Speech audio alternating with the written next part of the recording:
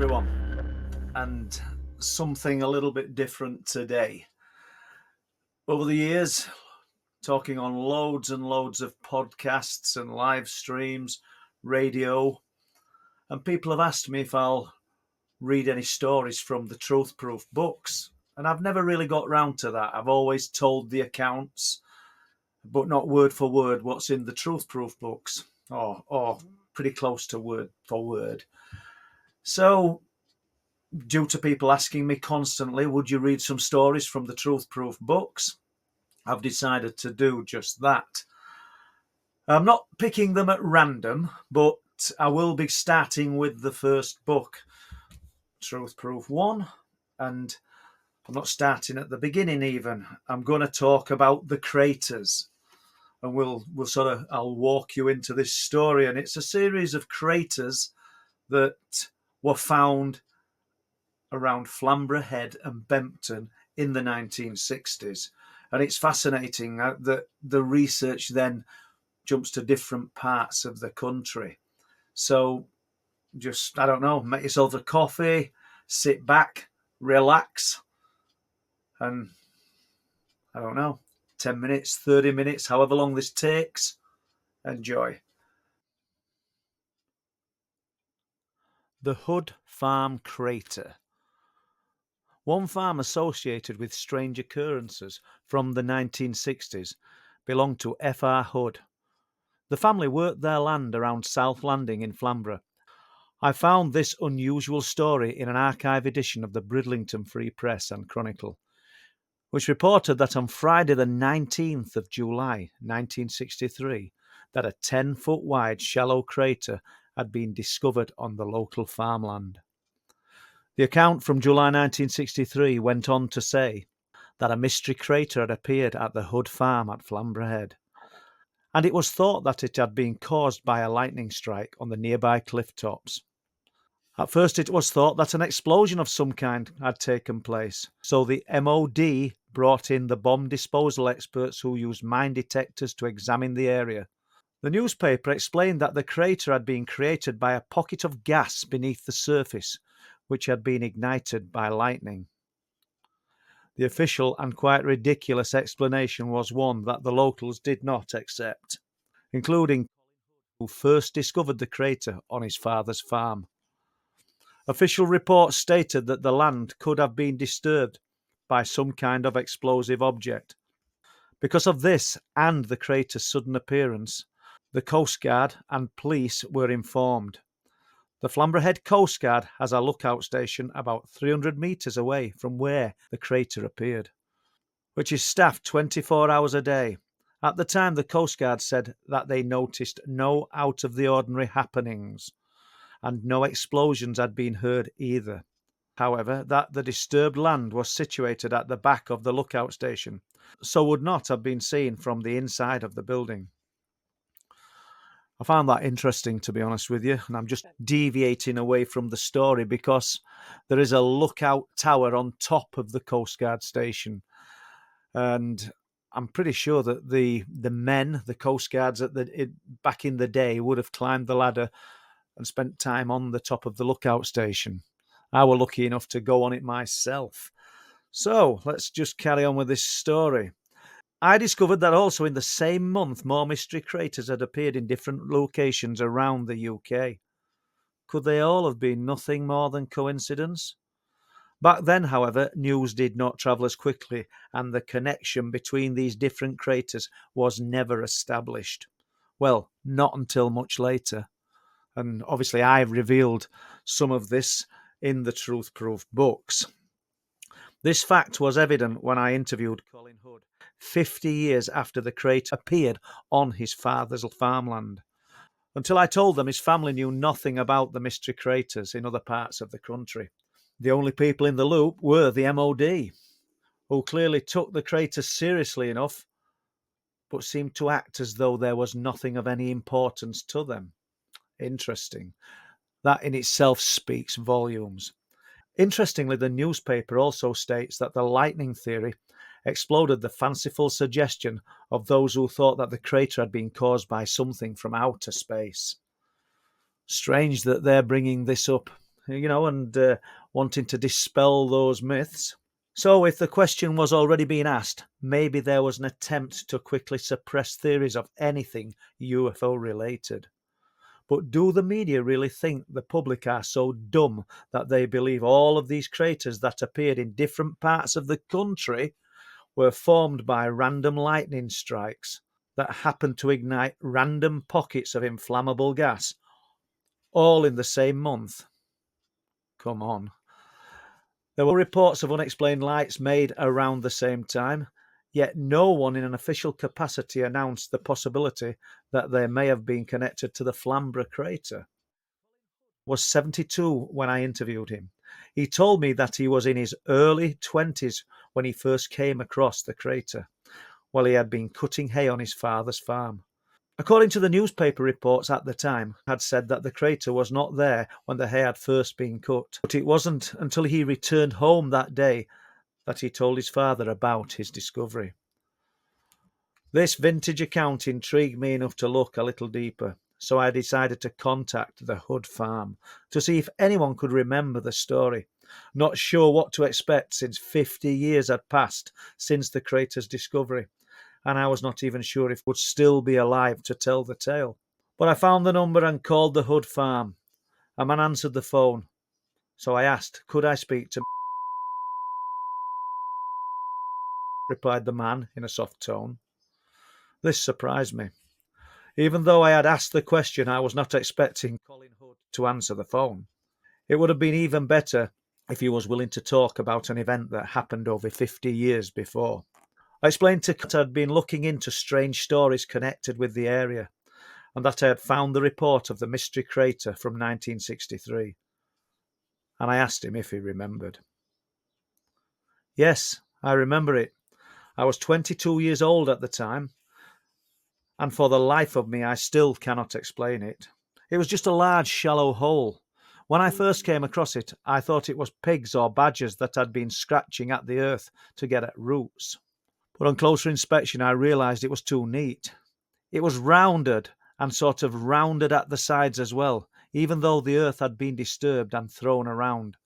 Something about the shape was just too neat.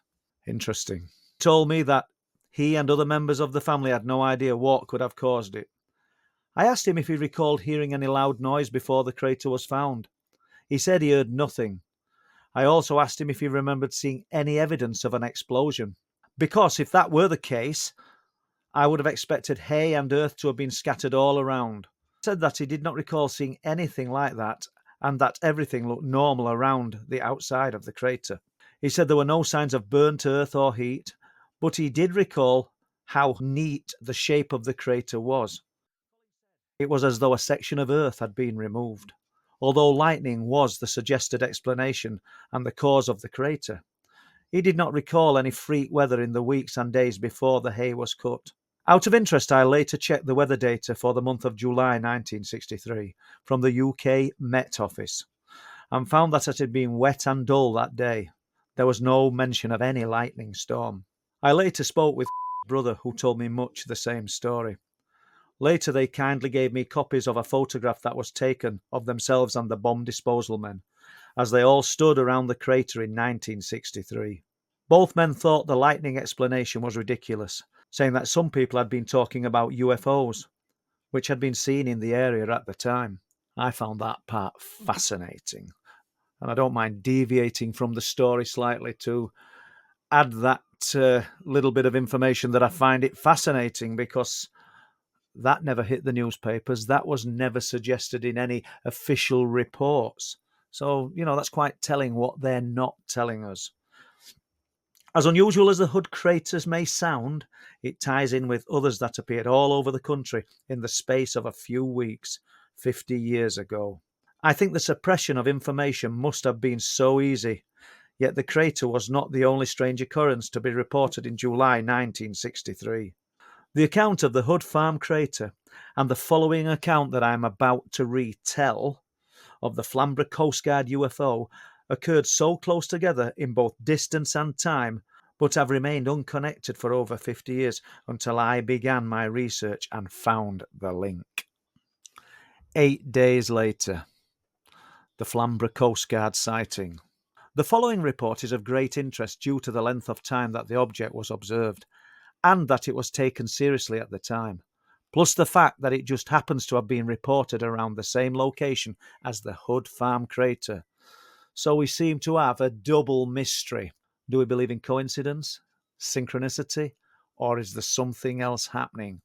You know, are we past the point of coincidence, people, when we're dealing with these stories, historic or new? For this account, we need to jump forward 8 days after the crater discovery to Saturday, the 27th of July 1963. The Bridlington Free Press and Chronicle announced Coast Guard see mystery object in the sky, and they go on to tell of the story of the Flamborough Coast Guards who were monitoring an unidentified object in the sky throughout that Saturday morning in July. Apparently, the Coast Guards first saw the object from their lookout station at around 5:20 a.m. At the time, it was to the east of the station, from where it moved overhead and could not be seen for a short time. They estimated the object to be at an altitude of about 40,000 feet, and at a short time before noon, it could be seen northwest of their lookout station, shining bright white in the sky over the coastal town of Filey. They last saw the object at 12:30 p.m. that afternoon, northwest of Flamborough. The newspaper's reporter stated that he also saw the object. He said that it was easy to pick out in the sky without the aid of a telescope or binoculars. He could see it with the naked eye. It resembled the shape of a bright star, but when viewed through a telescope, it seemed to change shape as it moved. He said that at one moment it appeared to look like a triangle with a deep white line running down its side, and then at another moment it resembled something like a shortened bullet. It is interesting to note that the reporter was describing defined shapes in his account. The Coast Guard commented that a considerable number of military aircraft were taking part in an exercise that morning, which they had observed at an altitude of about 30,000 feet. They noted that the object looked well above the aircraft and that it moved against the wind direction at ground level. That morning they contacted RAF Leconfield and RAF Preston, and they were told that it may have been a meteorological balloon, which could have expanded until it reached a diameter of 1/4 of a mile and then burst into fragments. Personally, I would like to see a balloon that resembles a huge triangle one moment and then morphs into the shape of a bullet the next. The newspaper report ended with the quote from RAF Leconfield, whose spokesman said that the aircraft were on exercise that morning and the exercise was not connected to any sighting of a UFO at Flamborough Head. It is also interesting to note that yet again such a large military exercise was taking place around Flamborough and Bempton, and none of the local authorities had been notified or informed. Yet it just happened to be on the same day that an object appeared. Of course, the wind speed and direction at ground level, as mentioned by the Coast Guards, will not always be the same conditions at 40,000 feet. But we have to consider that the object was first seen at 5:20 a.m. and last seen at 12:30 p.m. Although it could have been in the sky much longer, would a weather balloon really hang around in the sky for a total of 7 hours, 10 minutes? I think that if the public are expected to believe such ridiculous explanations to describe the unexplainable, it is perfectly reasonable to state that only something controlled could remain in the sky for such a long period of time.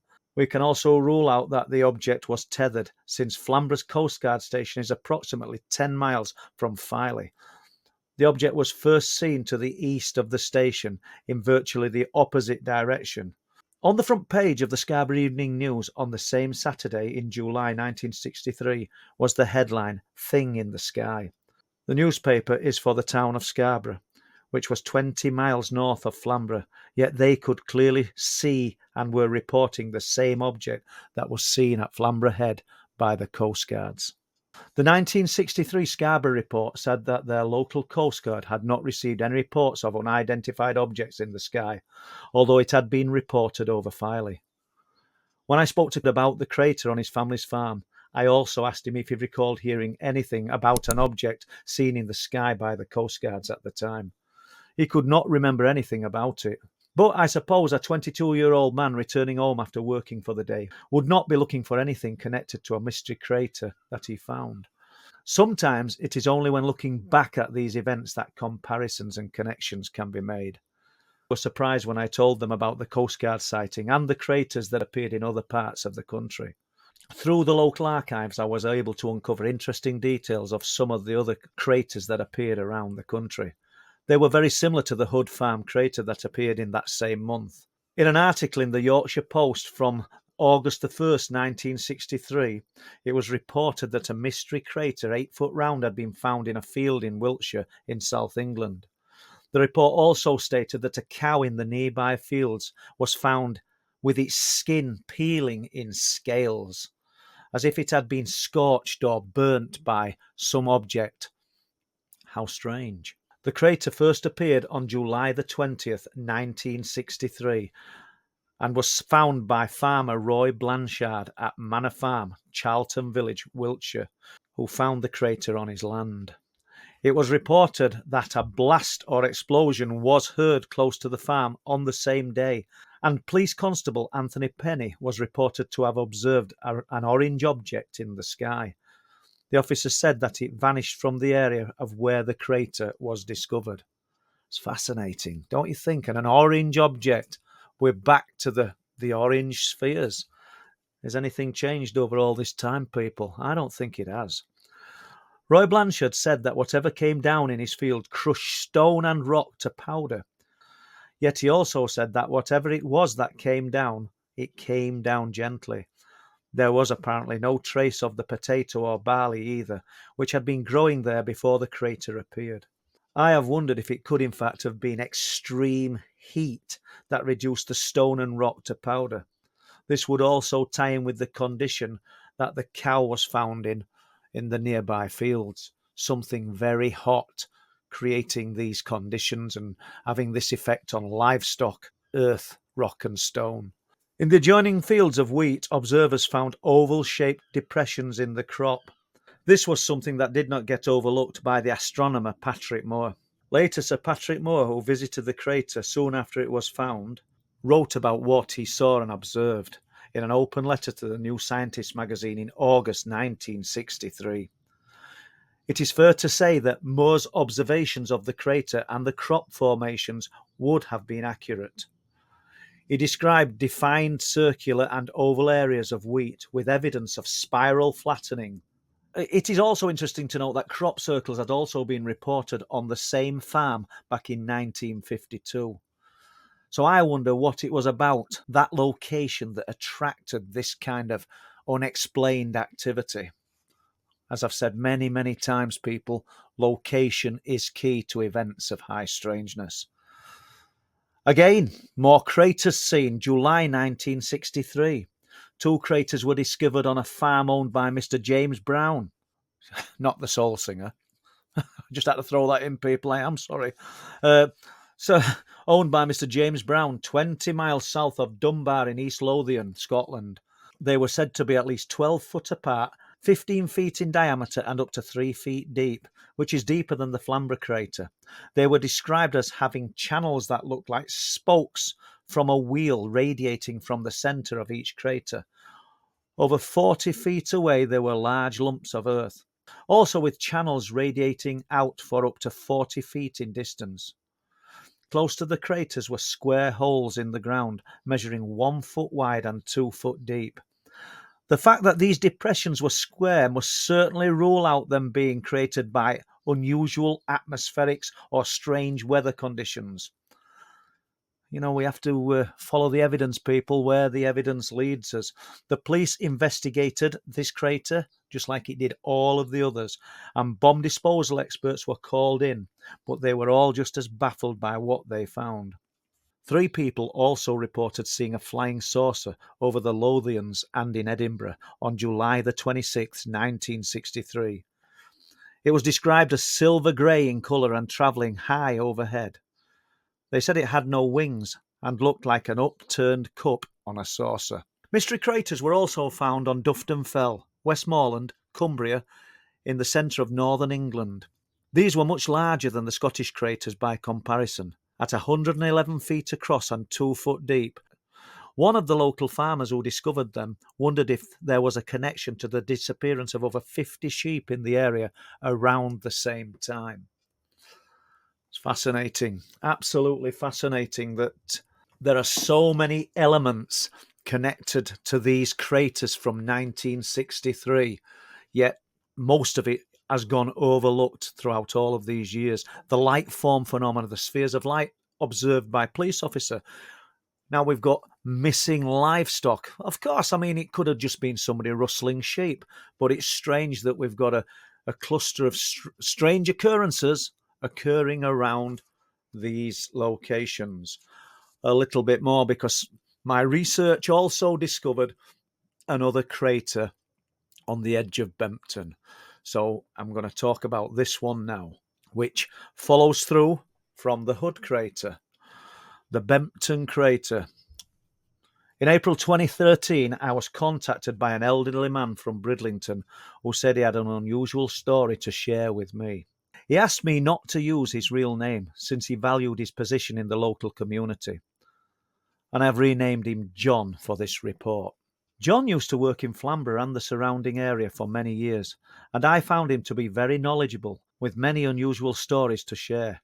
He told me that it is hard to change the way you grow up and the way you view the world, even when things happen that contradict everything you have been told cannot be real.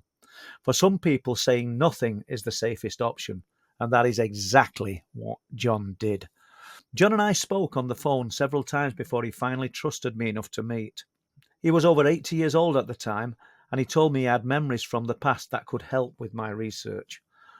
I listened in fascination to his sharp recall of events from the distant years of his long and interesting life. Myself and John have spoken about many things since that day, including the Hood Farm crater, which he informed me was not the only one to appear locally that month. John said, I know of another crater that came out of the blue. He said, I know because I found it in July of 1963. John explained how he discovered a 40-foot wide circular depression in the ground in Bempton all of those years ago. Just like the Hood Farm crater in Flamborough, he explained that a large circular scoop of earth had just suddenly disappeared. John had an in-depth knowledge of the land as a result of his job at the time, which involved the removal and transportation of aggregates from around East and North Yorkshire. As part of his work, he visited many farms and businesses, including some locations that the public would not normally be allowed access to. John went on to tell me, I can't imagine where all of that earth went to. It was a good 10 foot deep in the middle. Whatever took it must have been big. I suppose I cannot say it went overnight, but it did go in July of that year. I remember because of all the fuss that was made about that hole that appeared on the cliff tops at Flamborough, and all the talk at the time about people seeing things in the sky. Some schoolboys even reported seeing a UFO at Danes Dyke. I laughed about it at the time. I even poked fun about that crater on the cliff tops at Flamborough. Well, me and many other people. That's why I never said anything when I found the one at Bempton. I couldn't understand it, but I didn't want people to be laughing at me, so I said nothing. I tell you what, isn't that not the case with all of this, what we're looking into, people? There are so many people sat on important pieces of the puzzle that could add more weight to all of these stories. 1963, we're going back 60 years, but it's still valid if there's more information out there. Well, I think it is anyway. Back to John. I said nothing because I valued my job. In those days, hardly anyone would have been around that area. Security was quite tight due to the closeness to the RAF Bempton, and knowing Flamborough and Bempton folk like I do, they would have kept tight-lipped. It was just the way we were in those days. I even found Roman remains, skeletons and all, on that land and never said a word. So the sudden appearance of a strange crater in 1963 was no different. Wow, incredible, innit? Absolutely incredible, people. That this guy, I mean, I spoke to him in 2013, but he'd sat on it all of those years, so I felt quite privileged to get that information. After listening to John, I wondered what type of machine could extract so much earth at once and go undetected. There are no roads within miles of the crater, and nothing has changed on the land in at least 50 years since John last worked the area. I'll end it there, people. Don't you find that incredible? We didn't have the internet back in the 1960s, so craters appeared all over the United Kingdom and went virtually unconnected to each other in the minds of the people who were witnessing them in their locality. And today, if they'd appeared today, with the cross-pollination of information via the internet, we would be finding out even more. So there we have it, the mystery craters of 1963. Has anything changed in all of that time? I don't think so. You know, these events are still going on today, maybe not with quite so much ridicule and secrecy involved. With the advent of the internet, people are finding out more and people are sharing more and more information. But mystery craters, a UFO sighting seen by an official body, Coast Guard, Bridlington Free Press reporters, an object that can almost shapeshift. Looked like a bullet at one point, looked like a triangle with a line down the side at another. And it stayed in the area.